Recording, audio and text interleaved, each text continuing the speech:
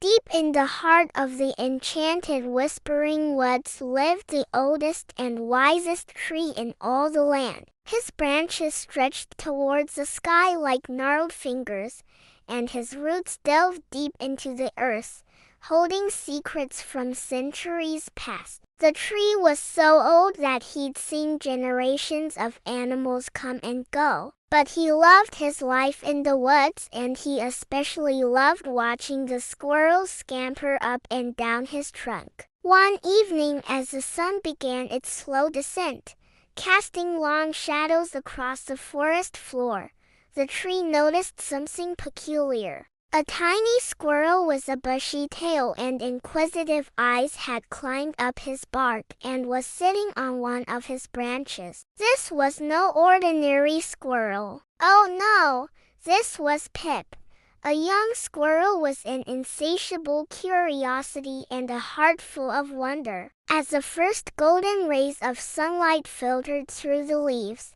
Pip noticed that the tree's foliage was rustling and murmuring to each other in hushed voices. At first, he thought he was just hearing things, but then he realized that the leaves were actually talking to one another. "Did you hear that, Hazel?" whispered a leaf to his neighbor. "I heard Mrs. Robin singing a new song," replied Hazel, shaking her twig in amusement. "Oh, I wish I could have been a fly on the wall for that," sighed a nearby leaf, her voice filled with envy. Pip couldn't believe what he was seeing and hearing. He lived in the Whispering Woods his whole life and had never once heard the trees or their leaves talking before. Mustering all his courage, Pip called out, "Excuse me," but the leaves were too engrossed in their chatter to notice him. So he tried again, this time a bit louder. "Hello, can anyone hear me?" A leaf twitched and turned towards the sound, her delicate features crinkling in surprise. "Well, hello there," she exclaimed, noticing Pip for the first time. "What brings you to our humble abode?" Pip blushed, feeling a bit awkward. I don't know," he stammered. "I just heard you talking and I couldn't help but listen." Another leaf, whose edges were tinged with gold, rustled impatiently. "Well, then listen closely," she said, her voice like the tinkling of a nearby stream. "We're about to start our nightly gossip session. You wouldn't want to miss it." And so Pip settled in, snuggling between two warm leaves, and listened as they shared news from around the woods. There was Hazel, recounting the hilarious antics of a clumsy deer who tripped over a tree root and landed in a prickly bush. And Dandelion, who told a tale of a brave little mouse who outsmarted a hungry owl by pretending to be a leaf on the wind. As the hours passed, Pip was captivated by the stories. It was like being part of a secret, exclusive club where everyone knew everything that was going on in the forest. He learned about Old Man Willow, who'd been gossiping with the other trees since before he was born. And he discovered that Mrs. Robin's singing wasn't just beautiful.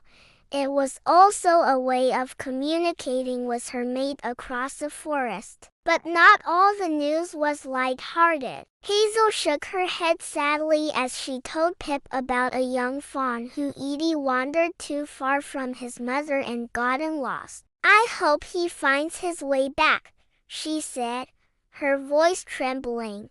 "He is only a wee thing and he couldn't possibly survive without his mother's milk."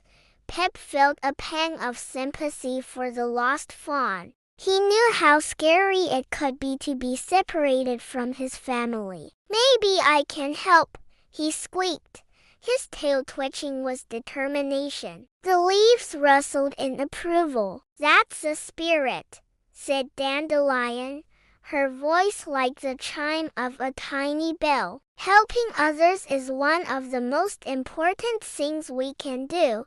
little squirrel," Hazel nodded in agreement. "It's true," she said. "Being kind and lending a helping hand are qualities we should all strive for." Feeling inspired, Pip scampered down the tree and dashed into the undergrowth. He sniffed the air, trying to catch the fawn's scent. But the forest was big and the fawn could have gone anywhere. Just when he was about to give up, he heard a faint bleating sound coming from behind a thicket of bushes. Peeking through the leaves, he saw the most adorable fawn he'd ever seen. He was no bigger than Pip, with big brown eyes and a coat as white as snow. But the fawn wasn't in any immediate danger. He was just scared and alone. Gently, Pip called out, "Hello, little fawn. Are you lost?" The fawn jumped and stared at Pip in surprise. I'm lost," he whispered, his voice trembling. "I can't find my mother." "Don't worry," said Pip, feeling braver all of a sudden. "I'll help you find her." "What's your name, little fawn?"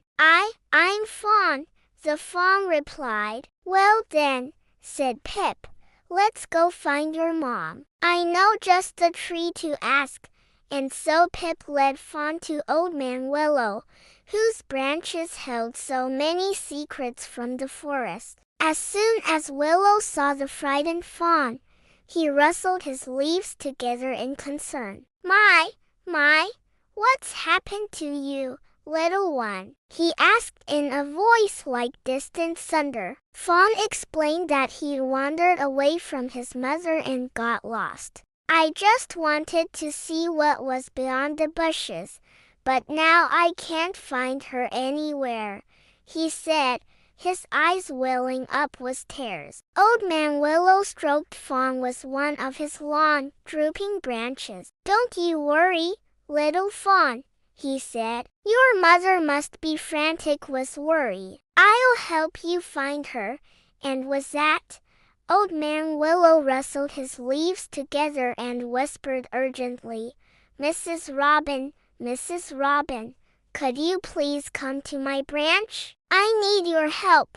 In moments, Mrs. Robin arrived, perching on Willow's branch and chirping anxiously. "What's happened, Willow? Is everything all right?" she asked, her voice filled with concern. Willow explained the situation and Robin didn't hesitate. With a flick of her wings, she was off, soaring through the twilight sky in search of the fawn's mother. After what seemed like hours, although it had only been minutes, Robin returned. "There you are, Mama dear," she cried, spotting a worried doe peering through the trees. "I've been looking everywhere for you. Fawn here has gotten lost and we're trying to find his way back to you." The doe rushed to Fawn, nuzzling him with her wet nose and showering him with licks. "Oh, my little one, I was so worried," she exclaimed, her voice shaking with relief. "Thank you, kind Robin, and thank you, wise Willow, for helping my baby." She turned to Pip, who was watching shyly from the sidelines. "And thank you, little squirrel," she said. "You showed great bravery and kindness today." Fawn's mother then led him away, and Pip, feeling very proud of himself, returned to Old Man Willow. The leaves were still gossiping and he sat among them, feeling like he was part of something special. The next day, as the sun rose and painted the sky in hues of pink and orange, Pip awoke in his cozy dray high up in Old Man Willow's branches. He yawned, stretching his little legs and feeling very refreshed after a night of slumber. As he looked down at the forest floor, he noticed that the leaves were no longer rustling and murmuring to each other. They were still, their whispers carried away by the morning breeze. Pip climbed down the tree and hurried to find Old Man Willow. "Good morning," he said, his voice filled with energy. "Are you awake?" Old Man Willow stirred, his branches creaking as he stretched. "Good morning, little Pip," he said, his voice like the gentle rustling of leaves. "What brings you here this fine morning? Why did the leaves stop talking?" Pip asked, tilting his head in confusion. Old Man Willow chuckled, his leaves trembling with mirth. "Ah, that is because they only speak at night when the sun dips below the horizon and the moon takes its place in the sky," he explained. "During the day, they rest and recharge their batteries so they can gossip and chat in the evening." Pip felt a bit disappointed, but he understood. He knew that even he needed rest and sleep after a busy day of playing and exploring. As Pip turned to leave, Old Man Willow called out, "Wait, little Pip." The squirrel stopped and turned around, his ears perked with curiosity. "Yes, Old Man Willow?" he asked. "Remember what you learned last night?" Willow said, his voice serious. "Use your ears not only for hearing, but for listening. And always be kind and helpful to others, no matter how small or insignificant you may think they are."